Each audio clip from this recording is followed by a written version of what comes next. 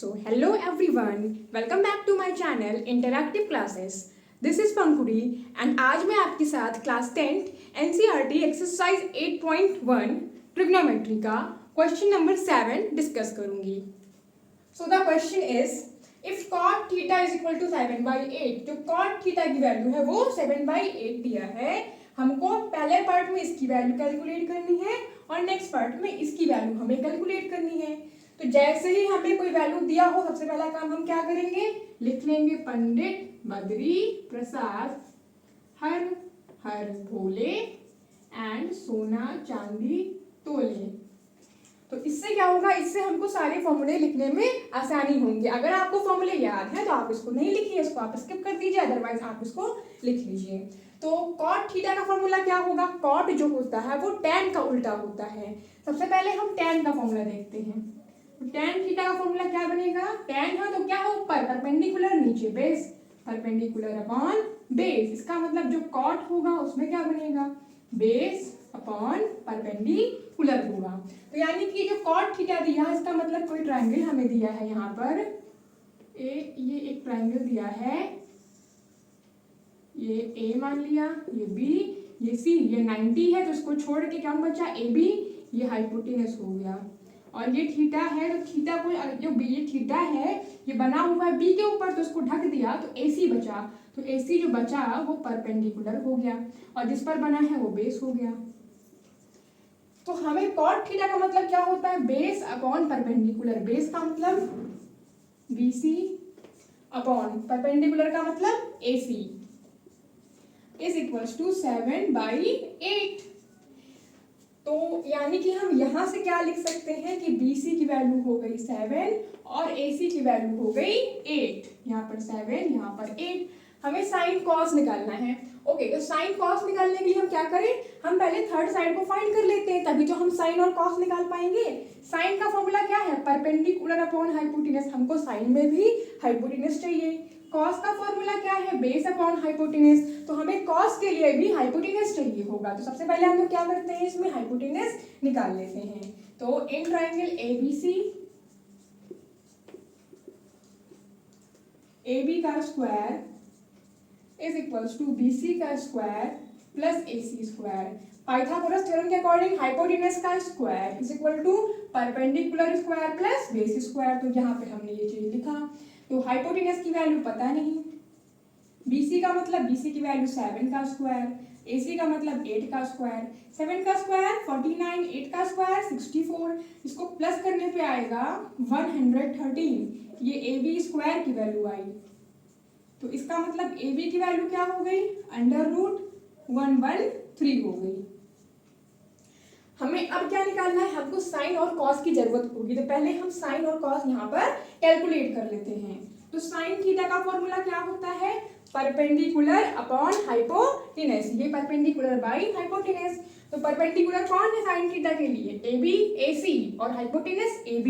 तो क्या लिखा, AC अपॉन AB. AC की वैल्यू क्या है हमारे पास 8 और हाइपोटेनस की वैल्यू अभी ये आई थी √113. ऐसे ही कॉस थीटा निकालें तो उसकी वैल्यू हमारे लिए क्या होगी, बेस अपॉन हाइपोटेनस. कॉस की वैल्यू क्या होगी, बेस अपॉन हाइपोटेनस. तो बेस कितना है BC और हाइपोटेनस कितना है AB. सो BC की वैल्यू कितनी हो गई 7 अपॉन √113. ये हो गया हमारा साइन और कॉस आ गया. तो बस अब हम अगर इसको कैलकुलेट करें तो 1 प्लस साइन 1 माइनस साइन. देखिए A प्लस बी और क्या लिखा है A माइनस बी. तो A प्लस बी अगर लिखा है और A माइनस बी लिखा है तो ये फॉर्मूला किसका होता था, A square minus B square का.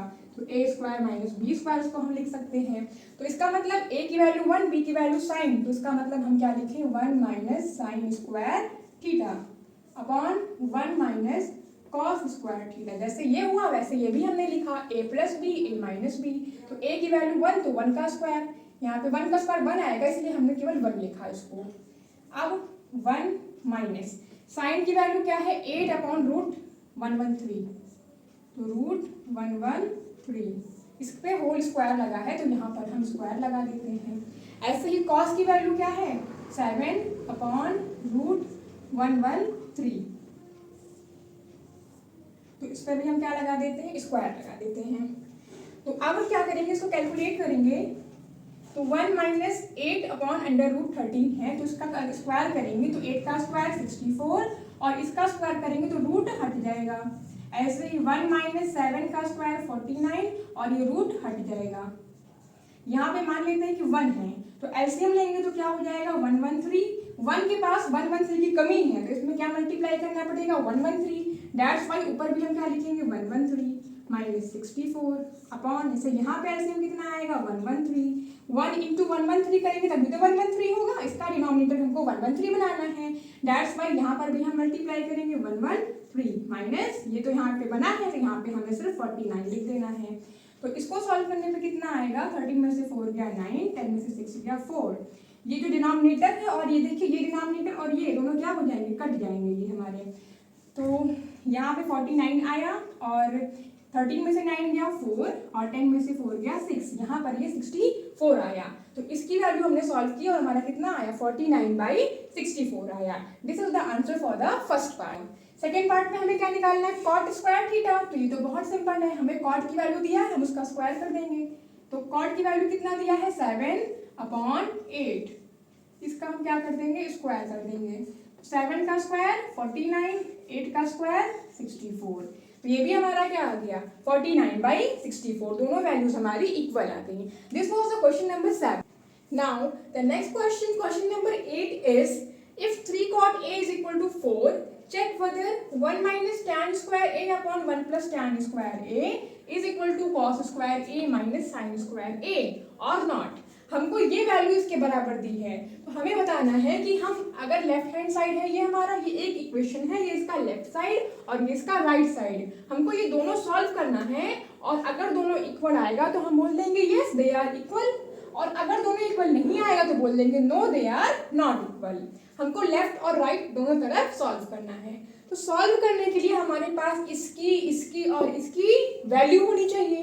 तो tan स्क्वायर a तो हम कैलकुलेट कर लेंगे, हमको cot a दिया है and we know that cot a is equals to 1/tan a। तो tan a तो हम तुरंत कैलकुलेट कर लेंगे, बचा क्या हमारे पास cos a and sin a।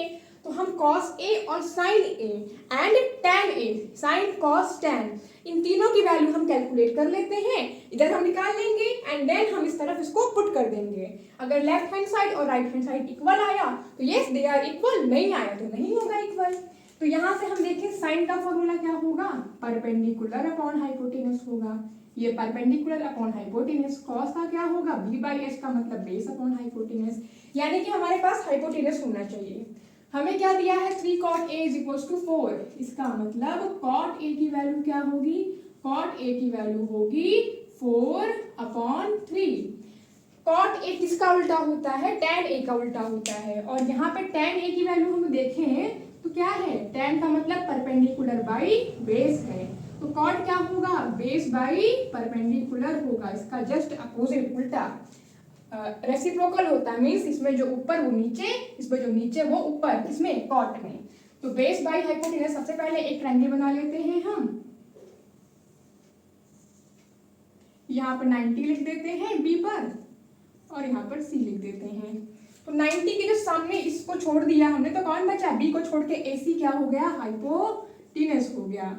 और अगर हम यहाँ पे लेंगे थीटा तो ए पे, जहाँ पे ए है उसको छोड़ के कौन बचा बी सी, ये क्या हो गया परपेंडिकुलर हो गया, जबकि ए बी क्या हो गया बेस हो गया। तो ये तो हमने देखा, तो बेस बाई परपेंडिकुलर, बेस का मतलब ए बी, परपेंडिकुलर का मतलब बी सी। तो डैट मीन्स कि हमारे पास A B by B C की वैल्यू कितना दिया है 4/3। 3 यहाँ पे इधर था, तो जब इक्वल टू के राइट साइड पे आया तो यहाँ मल्टीप्लाई, यहाँ डिवाइड हो गया। तो इसका मतलब ए बी को हम 4 और बी सी को हम 3 ले सकते हैं। तो ए बी को लिखते हैं 4 और बी सी को हम लिखते हैं 3।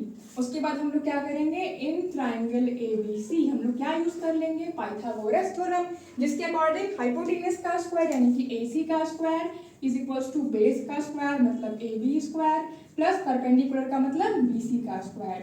तो ए सी स्क्वायर की वैल्यू क्या होगी, ए बी मतलब बेस, ए बी का मतलब 4 का स्क्वायर और बी सी का मतलब 3 का स्क्वायर, 4 का स्क्वायर 16, 3 का स्क्वायर 9। तो ए सी स्क्वायर की वैल्यू कितनी आ गई 25। इसका मतलब AC की वैल्यू कितनी हो गई, √25, और ये क्या आएगा 5, क्योंकि 5 × 5 बनेगा, उसमें से एक 5 बाहर आ जाएगा, तो AC की वैल्यू हो गई 5। तो हमारे पास AC कितना आ गया, ये 5 आ गया। अब हम इधर वैल्यू रखते हैं और इधर वैल्यू रखेंगे, बट हम पहले कॉस, साइन और टैन निकाल लेते हैं। तो यहाँ से जो कॉस ए की वैल्यू होगी वो क्या होगी, बेस अपॉन हाइपोटेनस। तो बेस की वैल्यू क्या है 4 और हाइपोटेनस की वैल्यू क्या है 5, तो बेस बाई हाइपोटेनस का मतलब 4/5 हो गया। कॉस हो गया, साइन निकाल लेते हैं। साइन ए की वैल्यू क्या होगी, परपेंडिकुलर बाई हाइपोटेनस। परपेंडिकुलर कितना है साइन में, परपेंडिकुलर का मतलब 3, हाइपोटेनस का मतलब 5। और क्या निकालना है आपको, tan a निकालना है। तो tan a का वैल्यू कितना होगा, cot a का रेसिप्रोकल। तो cot a कितना है 4/3 है, तो ये कितना होगा 3/4 हो गया।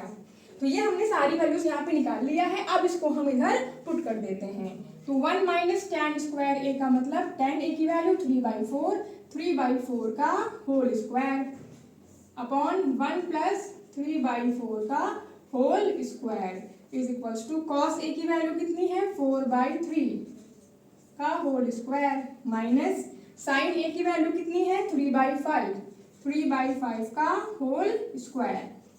अब इसको हम क्या कर लेंगे, सॉल्व कर लेंगे। तो इसको अगर हम सॉल्व करें तो 3 का स्क्वायर 9, 4 का स्क्वायर 16, मतलब 1 - 9/16 अपॉन ऐसे ही 1 + 9/16 हो गया।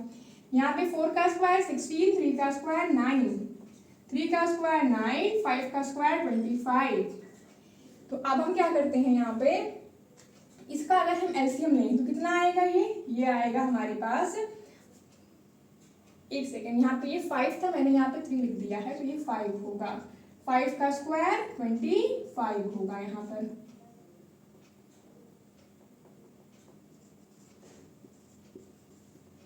ओके, सो यहाँ पे अगर हम एलसीएम लें तो ये ऊपर कितना होगा, यहाँ पे तो 1 की कमी है ना, यहाँ पे 16 की कमी है, तो 1 क्या बनना चाहिए 16, तो 1 × 16 करेंगे तब तो 16 बनेगा, इसलिए ऊपर जो 1 था वहाँ पे 16 आ गया, -9 upon 16।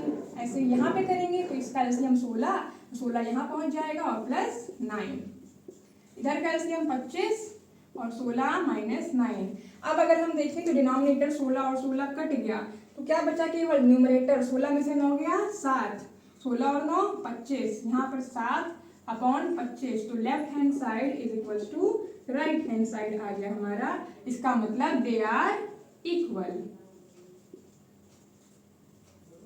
So this next question number 9 is in triangle ABC right angled at B, एक ट्राइंगल ABC है जो राइट एंगल किस पे बना हुआ है, B पे। तो अगर हम ट्राइंगल बनाए